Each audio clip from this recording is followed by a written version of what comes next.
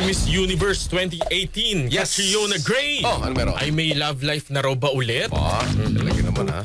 Alamin natin sa pumapag-ibig din na si Myra Jane Nasayaw. Myra!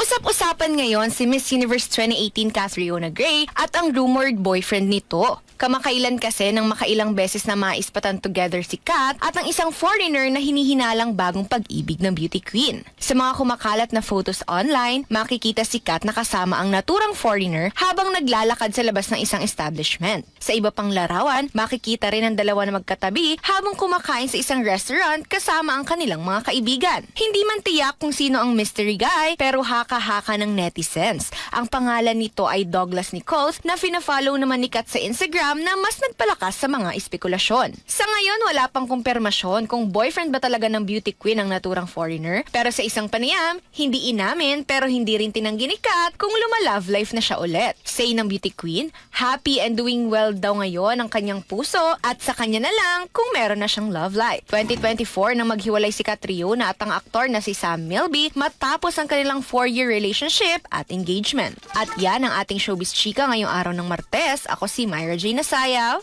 Tatak RMN.